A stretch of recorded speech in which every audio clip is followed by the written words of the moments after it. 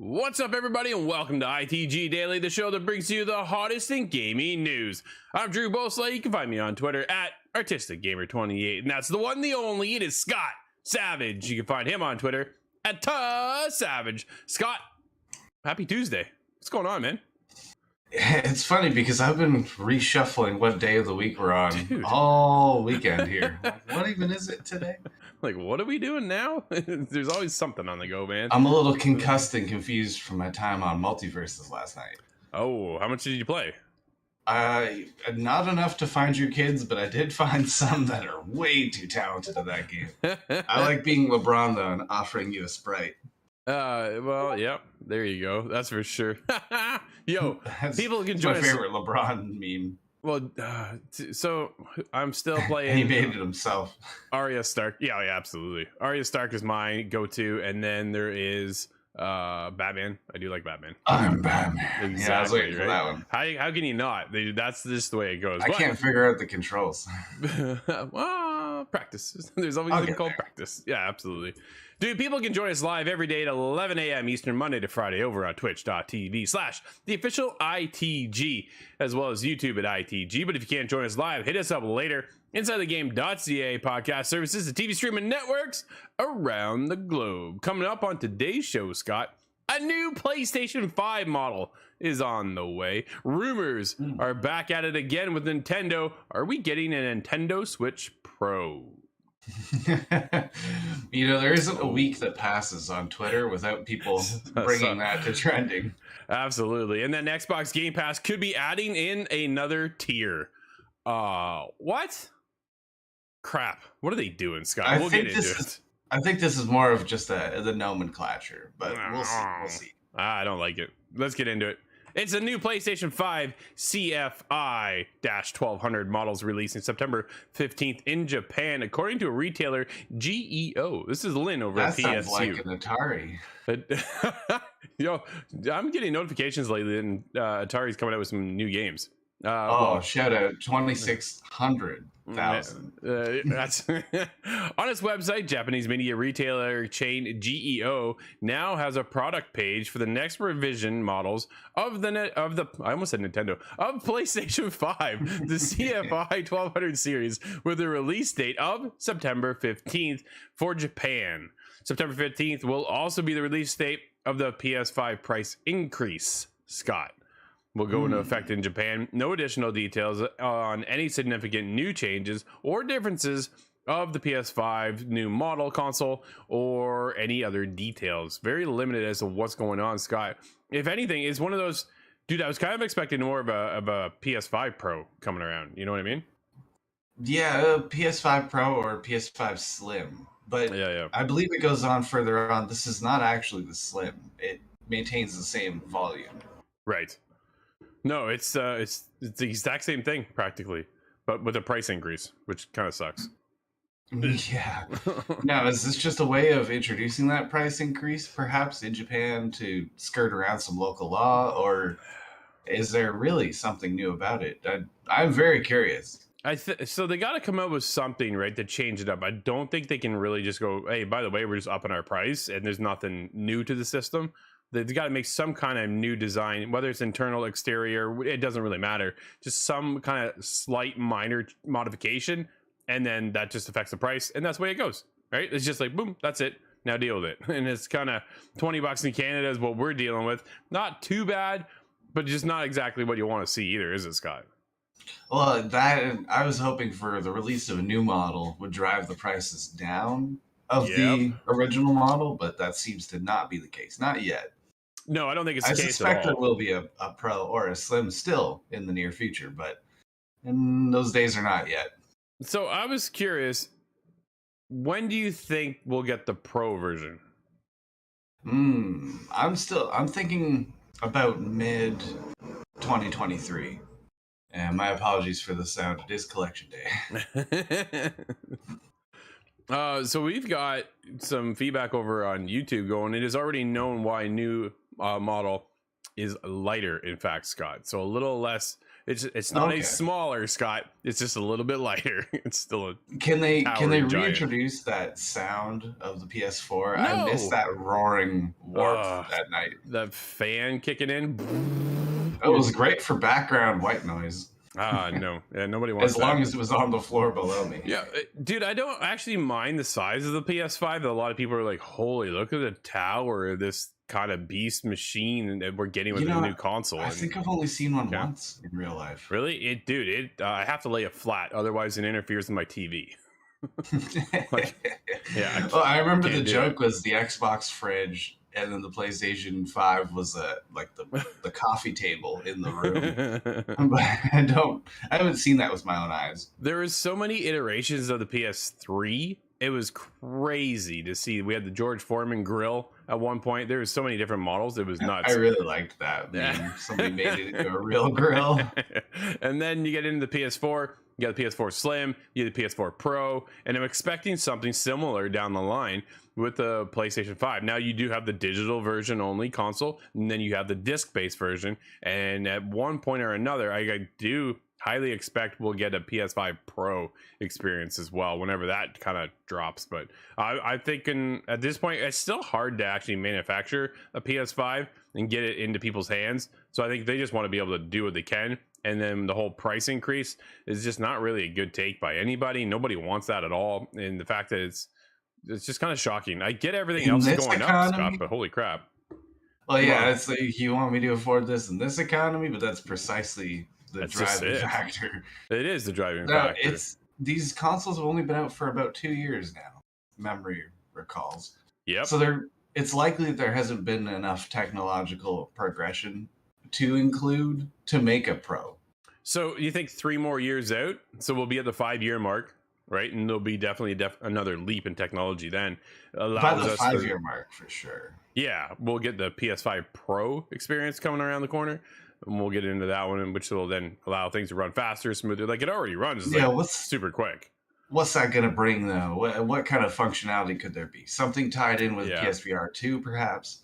Something that connects with that better wirelessly. I don't know about that part, but dude, the PSVR 2, I can't wait. That thing's gonna be a blast. I'm looking forward to getting into that. Scott, what else we can look forward to? Hopefully, at some point, give us a Switch Pro. Nintendo Insider reveals new details about Switch Pro release. This comes from Logan over Comic Book Gaming. A notable Nintendo insider has claimed that the Japanese video game publisher is still going to release a Switch Pro version of the console in the first half of 2023. Scott, not too far away, buddy. Okay, see, that's kind of what I'm thinking. We're going to hear about new hardware possibilities in the case of PlayStation. So it's triply more time sensitive with Nintendo. I can't believe it's been this long. Yeah, we got another comment that says still the price increase is nothing like cost of living. Nope, not at all. Yeah, the problem is that they're happening simultaneously.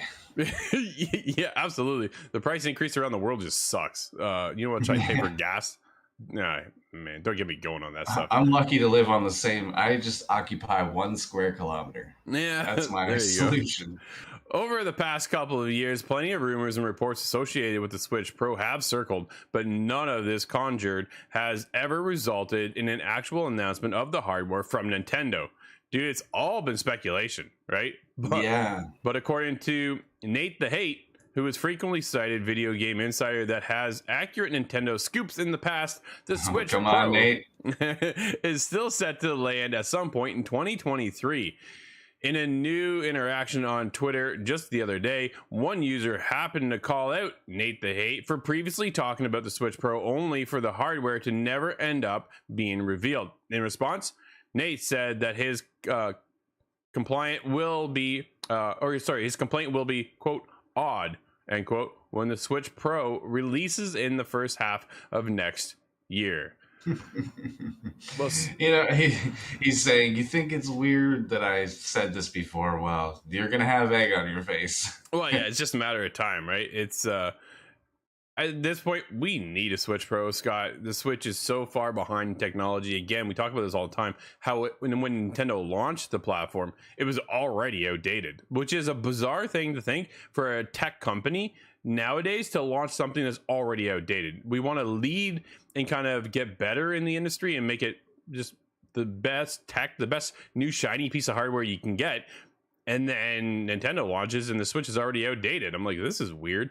And it's then, strange because there's a duality. It's like Nintendo leads with their software, and that's their main selling point. And I don't disagree with that. That's definitely strong. But when it gets into hardware, Nintendo sometimes, often, does a little bit of the innovation and kind of spurs on some console development across the board. With I'm thinking of the Wii controller, the Switch vibration, and then they seem to have just ridden that success for a whole extra console generation now. I'm not very excited to see that, because what if Breath of the Wild 2 comes out, and I hope for it to come to PC? That seems wrong. That's not going to happen. I don't think that's going to happen at all. I think I don't want it to be handcuffed by really old technology, though. Are they going to give me Breath of the Wild 2 on GameCube? I think they're going to ride the Switch family of consoles. I think that's what they're going to do, right? We have the Switch, we have the Switch OLED screen, we have the Switch Lite. Now we're going to get into the next Switch, which would be, it's funny, when they announced the Switch OLED screen, a lot of us were speculating that this was going to be the Switch Pro, and it never happened. I think that was the biggest kind of disappointment. Everybody's like, ooh, a better screen. How about just a better experience? And that's where I think we're going to get the Switch Pro, is where they're going to start elevating. Scott, here's the biggest question for me. Do they advance the tech for the Switch up to the PS5, Xbox Series technology? Do they surpass it? Or do they go to like PS4, Xbox One X kind of stuff?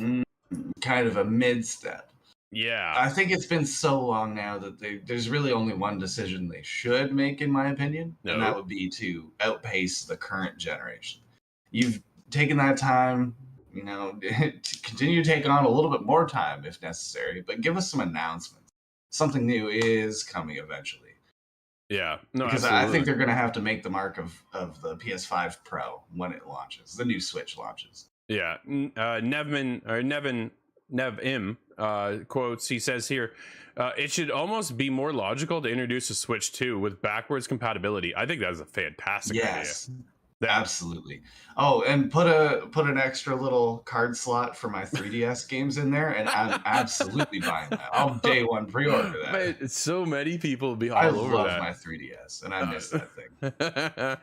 Because of Nintendo's ability to sell me a charger 6 times, I have not played my 3DS in a long time.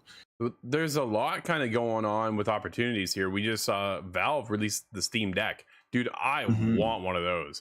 My Steam library keeps growing, and I'm like, I don't want to be on my computer anymore today. I'd rather be on my couch.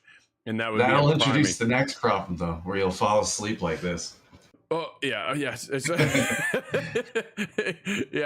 funny because we're reviewing a game on the Switch right now, or at least I am. Corey's playing it on PC, and I'm playing it on the Switch. And I took it to bed last night, and I was playing, but my head is, dude, I'm going. I'm like, all right, I got to put it down before the whole thing just falls off the bed. Yeah, but it's the ability to take stuff on the go. And this is kind of one of the reasons why you see Xbox get into the cloud service. You see PlayStation trying to get over there as well. You saw Stadia lead the charge. Yeah.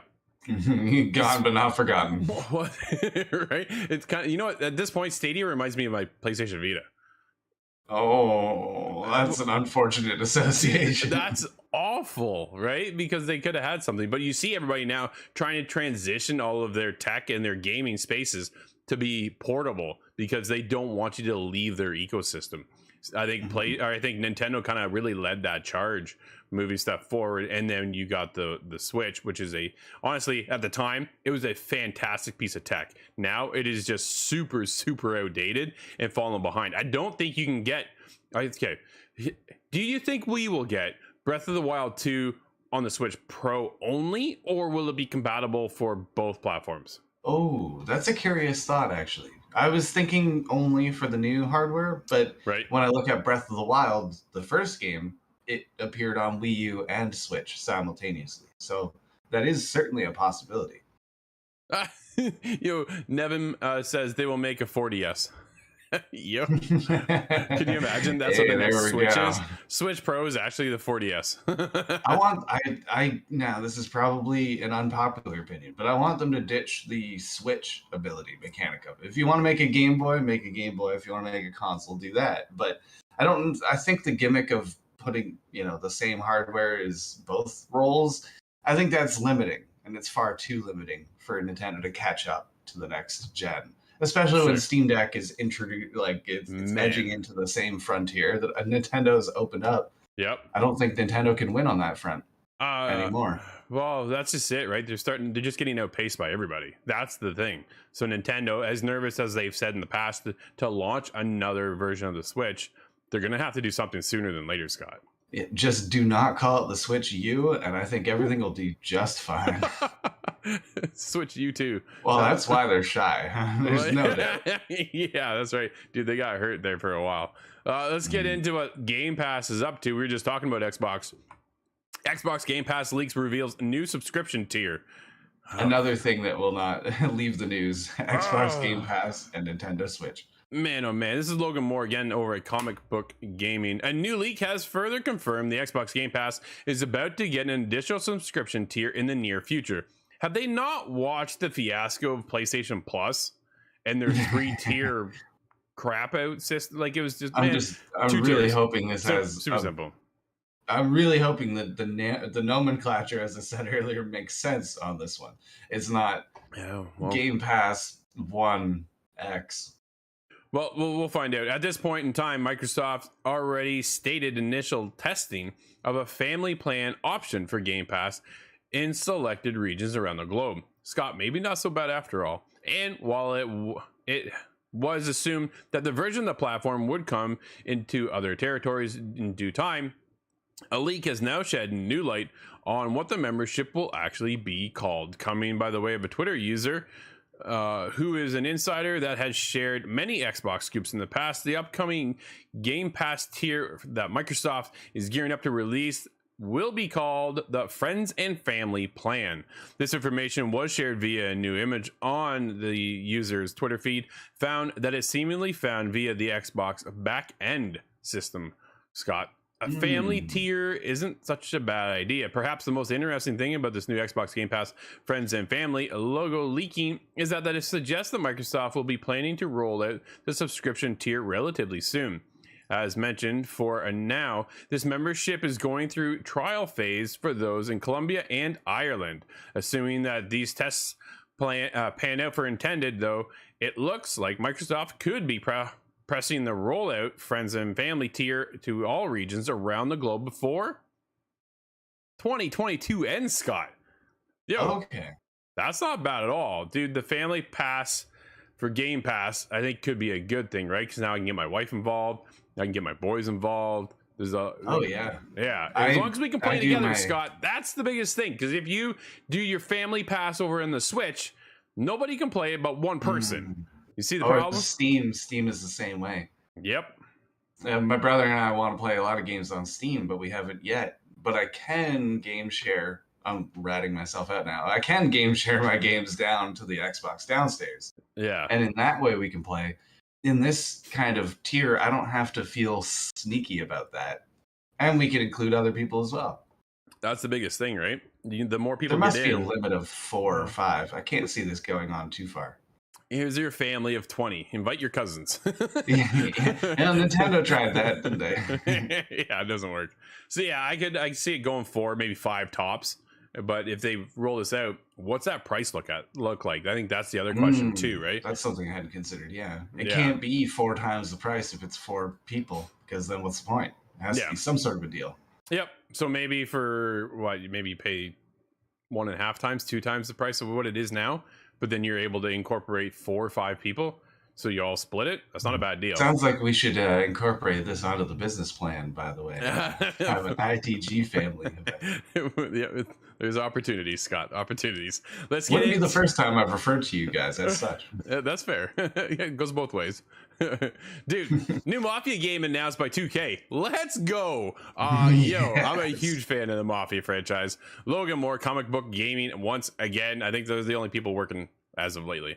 I think he's been sandbagging. 2K Games and developer Hangar 13 have announced that a 4th installment in the Mafia series is now in active development. Throughout 2022, we've already heard via multiple reports that Hangar 13 is in the process of working on Mafia 4, with the intent of making it a prequel to the original Mafia series. Oh, I haven't played the original Mafia. What? You know what? I bought a bunch of games last night, and I don't think I bought the Mafia triple pack. That'll be in about an hour. I was going to say, what are you doing? And while the studio has yet to confirm that it will be the case, we do now know that a game in the franchise is in development. In a new interview published on the official Mafia website, Hangar 13 GM Roman Haldrick informed fans that the next game in the series is now on the way. Dude, that's exciting. Here's the thing. You ready? We won't see this for another 5-6 years. Yeah. Man. Yeah, this may be in Unreal 6 by the time this rolls out. Right? Yeah, we're going to be way off. I think Scott is the biggest thing for that. So it's Actually, going to take a couple years. Rockstar has their own development, and this might fall under that. This is 2K. I'm not certain. Yeah, I'm trying to remember what they used to do with Mafia 2 and 3. I'm not very familiar with 3 though. So 3 was set in New Orleans. I enjoyed 3. I never finished it, so it's one of those things I got to go back to once I wrap up maybe Valhalla. So in the next decade, perhaps. Yeah, perhaps, right? Valhalla's another one I got. Oh, where's my time gonna go? Oh, buddy, you got a lot of work. I love the original Mafia. I love that whole time period. I think it's a cool setting. I love the whole Number Mafia. 2 got me for that reason. Yeah, there you go. Good. Right, so I want to go back and get them. I have the trilogy, so I should go back and do it all. There was a limiter on the cars, a speed limiter, and I didn't even mind. I was just driving around taking in the scenery. It's the only time I've ever done that. Dude, it's so cool. I love the Mafia. So the fact that they're making a prequel to the whole franchise, so it's almost essentially like a reboot. So I'm really curious as to where they're going to go now with that, right? Yeah, I think that's even the biggest time thing. frame wise, because I believe the second one happens in the 30s. I think you're right. Perhaps 30s, 40s. Like, are we going 1800s? Are we going late 1800s? Early 19? Oh, no, you know what? Number 2 is definitely after the war, because I remember that's a big section of number 2. Yeah. You're talking about coming back. Right. Yeah. So yeah, then he just gets back. 20s. Vito just gets back from the war, right? That's kind of how it went. Yeah. Yeah. Oh, man. The problem with 3 was that it was so open, and it was just nothing to do from point A to point B, and then they made you travel from one objective to the next all the way across the map. Like, it was just, there's a couple issues with 3. Yeah. So we'll see how 4 pans out. Definitely curious about the time period. Man, like I said, I love all that stuff. But Scott, we do have a couple games out today. What do we have, buddy? We have Destroy All Humans, number 2, Reprobed, and that's on PlayStation 5, Xbox Series XS, Xbox One, and PC. I'm not certain about PlayStation 4, actually. I'll have to do more digging on that. Then we have Immortality, is released on Xbox Series XS, PC, iOS, and Android. There's a combination you don't see very often. Not really, is it? Curiously missing Xbox One. If it can run on a phone. Anyways. We also have Inscription. That's on PlayStation 4 and 5. Has my curiosity. Teenage Mutant Ninja Turtles, the Cowabunga Collection. That's on PlayStation 4, 5, Xbox One, XS, Switch, and PC. And Tinykin on PlayStation 4, Xbox One, Switch, and PC. Scott, we reviewed Teenage Mutant Ninja Turtles on the show. That was an incredible game. That was That's a Shredder's throwback. Revenge, and Yes. because of that, I'm super into Cowabunga Collection. Exactly, right? This is kicking it back even further. It's a unique spin back in time. Did you ever play them way back when? No, I played a very small amount of Turtles in Time, Sure. but that was the only one. Oh, really? I largely ignored Teenage Mutant Ninja Turtles my whole life. It turned Oh. out at 29, I became a fan. Thanks, Shredder. Better late than never. Yo, the movies, man, I watched the original movie. I was there in theaters. It was something else. That's not the CG one, is it? No, back then it was actually cool, but you look at it now and go, wow, what was I thinking? Yeah. It's definitely one of those experiences, but At the time, you're like, wow, how is it going to look better than this? yeah, dude, it was a timepiece. But Scott, that's gonna wrap up today's show. Everybody, thank you so much for hanging out with us. This has been ITG Daily, the show that brings you the hottest in gaming news. You can always join us live at 11 a.m. Eastern, Monday to Friday, over on twitch.tv/the official ITG, as well as YouTube at ITG. But if you can't join us live, hit us up later. InsideTheGame.ca, podcast services, and TV streaming networks around the globe. Until tomorrow, I'm Drew, that's Scott. We'll see you inside the game.